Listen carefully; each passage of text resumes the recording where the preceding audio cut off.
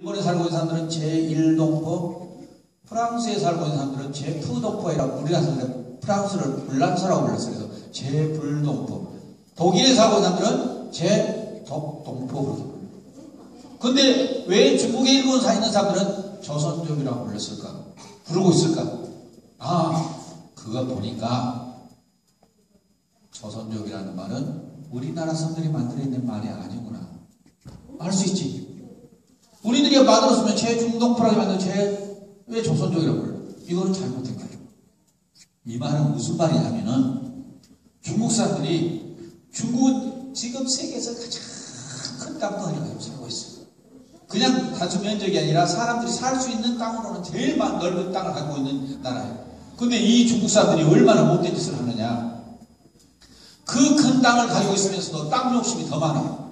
더 많아가지고 저기 남태평양 바다 한가운데다가 인공섬을 만들어가지고 자기들 거래요. 그거 뉴스 봤지? 인공섬을 만들어. 그래가지고 미국 군함이 구축함이 거리 딱 일부러 그 인공섬 옆으로 지나갔어.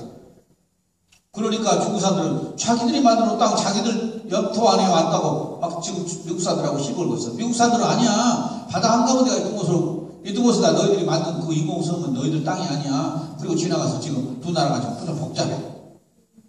그렇게 땅 욕심이 많잖아요. 얼마나 중국 사람들이 나쁜가, 우리나라한테도 나쁜 짓 하는가 볼까요?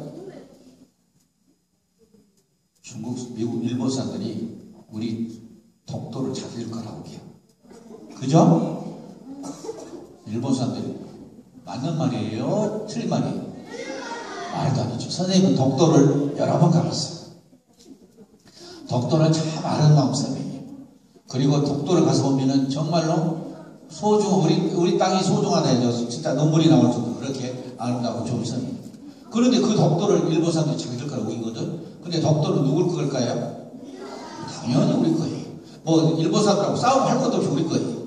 근데 중국 사람들은 얼마나 무섭냐면은 중국하고 우리나라하고 서로 자기 거라고 우기고 있는 것이 하나 있어요. 뭐 저기 제주도에서 쭉 남쪽으로 내려가면은 바닷속에 물 위로 나와 있지도 않아. 물 속에 들어있는 암초가 있는데 그 암초를 이어도라고 그래. 이어도라고 그래, 쌤이서. 근데 물 위로 나와 있지 않은 그 암초가 우리나라에서 가까워. 그러니까 우리 거예요. 근데 중국 사람들은 그 물 속에 있는 암초 덩어리도 자기들 거라고 껴. 이렇게 땅 욕심이 많은 겁니다. 근데 이렇게 땅 욕심이 많은 중국 사람들이 땅 욕심만 낸 것이 아니라 사람에 대해서도 욕심을 내는 거예요. 중국 인구가 혹시 호황이들 얼마나 된지 아는 사람?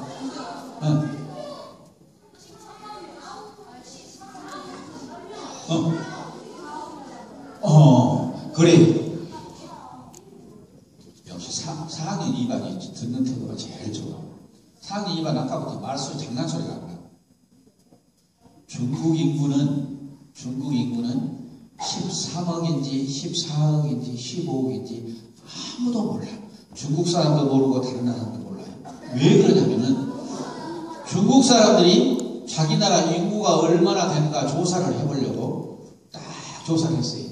조사를 해가지고 통계가 나올 때쯤 되면은 한 1억 명이 늘어나거든요. 사람이 하도 많으니까. 그래서 중국 사람들은 지금까지도 인구가 몇 명인지를 몰라요. 그렇게 많은 인구를 가지고 있는 이 중국 사람들이 얼마나 사람 욕심을 많이 내느냐. 아까 얘기했던 우리 동포인 제중동포들을 자기 나라 국민이라고 웃기는 거예요. 자기 민족이라고. 그래서 중국에는 6가지 민족이 살고 있어요. 그러니까 중국을 이루고 있는 민족이 한족이라는 민족이고 55개 민족이 소수민족이라고 해요. 소수민족이 있는데 그 중에서 55개 소수민족 중에다가 누구를 포함을 시켜놨냐? 우리 동포들을 딱 집어내면서 이 사람들은 대한민국 동포들이 아니라 중국에 살고 있는 중국의 소수민족이라고 해가지고 이름을 붙여놓은 것이 조선족이라고 붙여놓은 거예요. 그럼 우리들이 조선족이라고 부르면은 중국에 살고 있는 우리 동포들을 우리들이 우리나라 사람으로 인정하는 거예요? 중국 사람으로 인정하는 거예요? 중국 사람으로 인정하는 꼴이 돼요. 그래서 조선족이라는 말은 쓰는 말이 아니야. 알았어? 근데 그 조선족이라는 우리 동포들이 많이 모여서 자치를 이루면서 살고 있는 곳이었어요. 살고 있는 곳이 있는데 거기가 어디냐면은 연변이라는 곳이에요. 연변이라는 곳이 있는데 연변에 우리 살고 있는 우리 동포들이 얼마나 되냐, 인구가. 선생님이 얼마 전에 갔다 왔는데 거기에 있는 인구들이 40만 명이 살고 있었어요. 근데 지금 현재는 20만 명이 살고 있어요. 20만 명이 살고 있는데 그 사람들하고 우리들 생활하고 선생님이 비교를 한번 해봤어요. 해보면서 왜 중국 사람들이 아리랑을 자기 거라고 우겼을까? 그거를 선생님이 한번 연구를 해본 거예요. 자, 그러면은 우리 앞에 있는 친구들한테 선생님이 질문을 한번 던져보겠습니다. 원래 맨 앞줄에 앉는 사람들은 공부를 참 잘해. 그래서 맨 앞줄에 있는 사람들한테 질문을 선생님이 할 줄을 알고 마음을 푹 넣고 있는 뒤에 줄, 두 번째 줄에 질문한다. 자, 선생님이 뭘 질문할지 모르면서 막 또 꾸물꾸물 움직이고 있어. 자, 아주 쉬운 거예요. 선생님이 물어보기 어느 나라 건가 말아 맞춰보세요. 저 뒤에 우리 박혜미 선생님이 입고 계시는 치마, 저고리 예쁜 옷이 있어요. 저 옷 이름이 뭐예요? 한복이죠. 한복이라고 불리죠. 근데 우리 어린이들, 저 옷은 한복이 아니에요. 저 옷이에요. 선생님이 입고 있는 옷을 우리는 옷이라고 그러는데 이 옷은 양복이에요. 이건 서양 사람들 옷이에요. 선생님이 입고 계시는 옷이 저것이 진짜 우리나라 옷이야. 그래서 한복이라고 하는 말도 틀린 말이에요. 무슨 말인지 알았어? 어쨌든 우리 선생님이 입고 계신 우리 옷, 저거 어느 나라 것입니까? 우리나라 거죠? 맞췄어요. 두 번째 친구한테 물어봅니다. 아리랑 노래가 어느 나라 노래예요? 우리나라 노래예요. 또 하나 물어보겠습니다. 두 가지 물어봤어요. 우리 세 번째 친구 강은솔이는 진짜 잘하더라. 가야금이 어느 나라 거예요? 우리나라 거예요, 가야금이. 그 다음에 우리 네 번째 친구. 장구춤이 어느 나라 걸까요? 우리나라 거예요. 그 다음에 우리 앞에 있는 친구. 부채춤이 어느 나라 걸까요? 거리뛰기가 어느 나라 걸까요?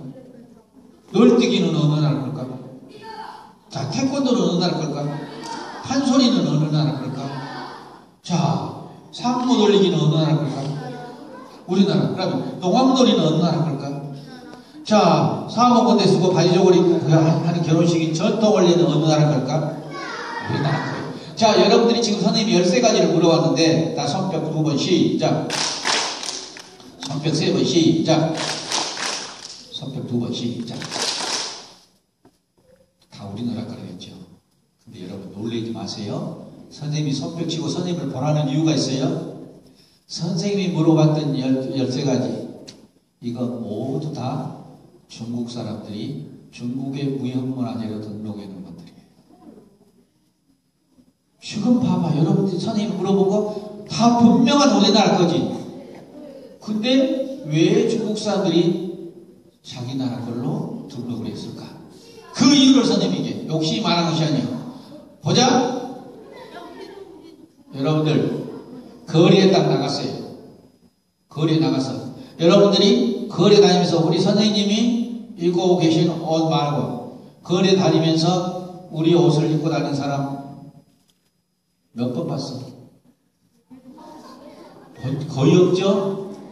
여러분들도 우리 옷 치마 저고리 바지 저고리 입습니까? 안 입습니까? 안 입죠.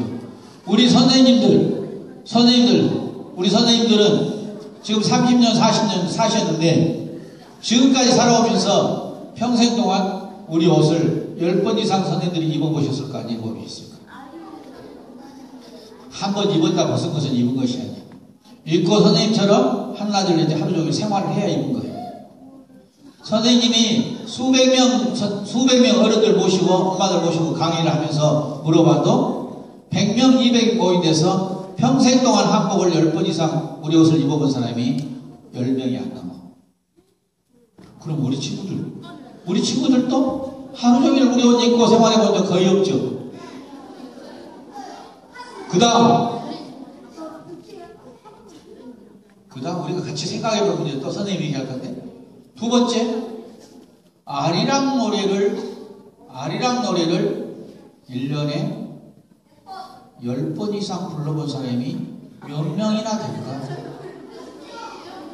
그 다음에 우리 어린이들 중에서 혹시 가야금 해본 사람 손 들어보세요.